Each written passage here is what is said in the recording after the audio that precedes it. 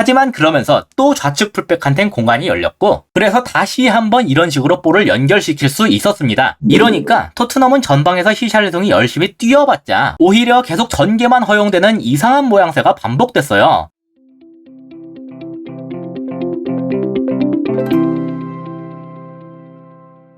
안녕하세요. 축구보는 기자 축복입니다. 최근 맨시티가 레알 마드리드를 4대0으로 대파했는데요. 맨시티는 최근 계속해서 3백을 기반으로 경기를 운영하고 있는 중이에요. 형태를 보면 3-2-4-1에 가까운데 우리는 공격 시에 이런 형태가 나타나는 또 다른 팀을 알고 있죠. 바로 토트넘이 형태만 놓고 보면 이와 유사합니다. 토트넘은 기본적으로 윙어들이 넓게 벌린 형태인 3-4-3으로 소개됐지만 공격 시엔 윙어들이 좁히고 윙백들이 올라오기 때문에 최종적으로는 맨시티와 똑같이 3-2-4-1 내지는 3-2-5 형태를 만들게 되거든요. 그래서 만들어진 모습은 똑같지만 분명히 다른 점도 있죠. 맨시티는 윙백들을 따로 배치하지 않았기 때문에 윙어들을 그대로 측면에 넓게 위치하도록 만들었고 그 대신에 공격형 미드필더를 추가하면서 중앙 숫자를 확보시켰어요. 반면 토트넘은 윙백들이 따로 있기 때문에 이들한테 측면을 맡기고 대신에 윙어들을 좁혀서 이들이 중앙 숫자를 확보하도록 만들었습니다. 그렇기 때문에 이번 시즌에 손흥민이 사실상 중미로 뛰는 게 아니냐 그런 평가를 듣기도 한 건데요. 오늘 다룰 내용은 손흥민을 이렇게 쓰는 게 맞느냐 이것에 대한 논의가 아닙니다. 오늘은 똑같이 3백 기반의 전술을 쓰고 있음에도 한쪽은 아스톤 빌라한테도 주도권을 찾지 못하는데 어째서 한쪽은 레알 마드리드를 상대로도 경기를 지배할 수가 있느냐 이걸 다루려고 하는데요. 여기에는 수비 시에 보이는 모습이 결정적인 차이점이었어요. 토트넘은 아까 말씀드렸다시피 윙백들을 따로 두고 있죠. 그래서 수비 시에도 윙백, 즉 측면 수비수들이 수비수답게 아래로 내려갑니다. 최종적으로는 5-4-1이나 5-2-3이 되는 건데 최근에는 4-4-2로 바뀌는 모습도 보였지만 이번 시즌 내내 나왔던 모습은 이것에 가까웠어요.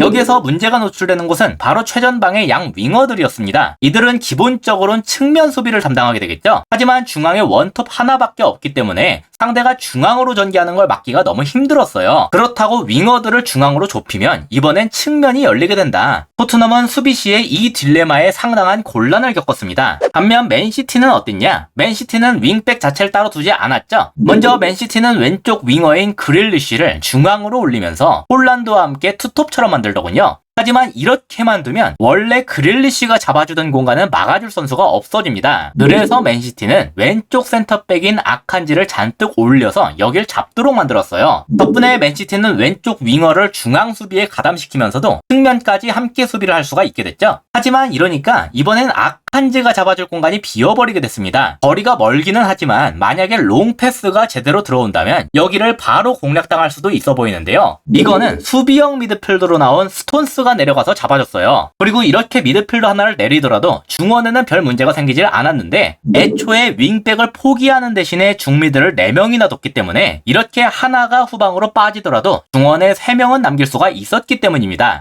맨시티는 이 형태를 통해서 레알 마드리드를 거의 꼼짝도 못하게 만들었어요. 지금은 밀리탕이 볼을 잡고 있는 중인데요. 보시다시피 주변 모든 선수들한테 마크맨이 붙었기 때문에 볼을 줄 곳이 마땅치 않습니다. 게다가 왼쪽 윙어인 그릴리쉬가 중앙에서 자신을 압박하러 오고 있기 때문에 생각할 여유조차 별로 없는 상황이죠. 아까 그림에서 말씀드린 대로 그릴리쉬가 비운 자리는 센터백인 아칸지가 올라와 채웠기 때문에 풀백인 카르바알한테 넘긴다는 선택지도 취할 수가 없었습니다. 그래서 그나마 마크맨이 없는 골키퍼한테 넘기게 되었지만 그릴리쉬가 그대로 쿠르투아한테까지 압박을 들어가면서 이조차도 안전할 수가 없었어요. 압박을 들어갈 때 밀리탕한테 가는 패스기를 차단하는 루트로 갔기 때문에 쿠르투아는 다시 밀리탕한테 넘긴다는 선택지도 취할 수가 없었습니다. 그래서 결국 길게 롱 패스를 때리게 됐는데 레알의 3톱을 각각 스톤스, 디아스, 워커로 잡고 있었기 때문에 이 롱 패스는 너무나 쉽게 막힐 수밖에 없었어요. 스톤스는 수비형 미드필더로 나왔지만 애초에 센터백을 보던 선수이기 때문에 이렇게 센터백 자리로 내려가는 것 자체도 익숙했고 공중볼 경합에서도 우위를 점할 수가 있었습니다. 그럼에도 레알 마드리드는 계속해서 이런 식으로밖에 볼을 보낼 수가 없었어요. 지금도 최후방의 모든 선수들한테 맨시티가 하나씩 붙어있죠.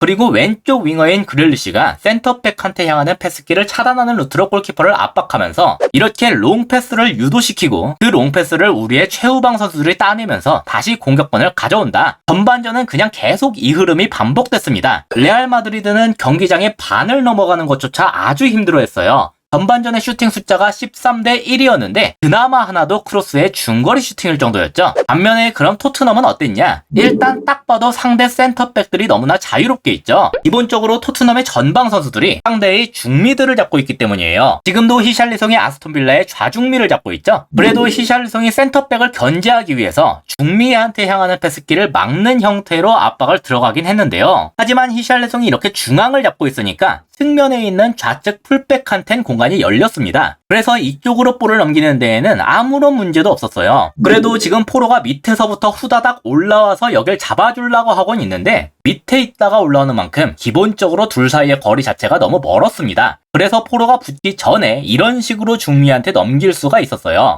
결국 토트넘 전방 선수들의 압박이 풀리게 된 거죠. 이러니까 아까는 센터백만 자유로웠다면 이제는 중미까지 자유롭게 됐습니다. 여기에서 곤란함을 겪게 된 건 케인과 포로였는데 둘 모두 함부로 좌중미한테 붙을 수가 없었기 때문이에요. 왜냐하면 이들은 기본적으로 잡고 있던 선수들이 따로 하나씩 있었거든요. 그래서 이 부분만 따로 놓고 보면 아스톤빌라가 토트넘을 상대로 3대2의 수적 우위를 가지고 있기 때문에 볼을 갖고 있는 좌중미가 여유롭게 볼을 컨트롤할 수가 있었다. 이렇게 정리할 수가 있겠습니다. 결국 이거는 아까 센터백을 잡으러 뛰어갔던 히샬리송이 다시 열심히 내려와서 여기에 가담을 하는 것밖에 답이 없었어요. 그리고 실제로 그렇게 했는데 이러니까 좌중미가 직접 볼을 몰고 올라가진 못하게 됐죠. 하지만 다시 센터백 쪽은 완전히 프리하게 됐습니다. 그래서 여기에서 무리하지 않고 그냥 다시 센터백한테 돌리면 그만이었어요. 그래도 뭐 여기까지만 보면 빌라의 전기를 한 차례 무산시켰다 이렇게 볼 수도 없기는 않은데 문제는 이렇게 센터백한테 한번 다시 돌아가니까 첫 번째 장면과 상황이 똑같이 반복됐다는 것에 있습니다. 이번에도 센터백한테 공간이 너무 넓으니까 이걸 그대로 냅둘 수 없겠죠. 그러니까 결국은 또 누군가가 이 센터백의 전진을 잡으러 가야 됐는데 이번에도 히샬리송이 그 역할을 맡게 됐어요. 아까와 마찬가지로 좌중미한테 직접 향하는 패스기를 막는 루트였죠. 하지만 그러면서 또 좌측 풀백한텐 공간이 열렸고 그래서 다시 한번 이런 식으로 볼을 연결시킬 수 있었습니다. 이러니까 토트넘은 전방에서 히샬리송이 열심히 뛰어봤자 오히려 계속 전개만 허용되는 이상한 모양새가 반복됐어요. 그리고 이거는 기본적으로 전방 선수들의 마크맨이 중미들로 설정됐기 때문에 이들이 센터백을 잡으러 올라갈 땐 순간적으로 중미들에 대한 마크가 없어지게 됐기 때문이다. 이렇게 볼 수가 있겠습니다.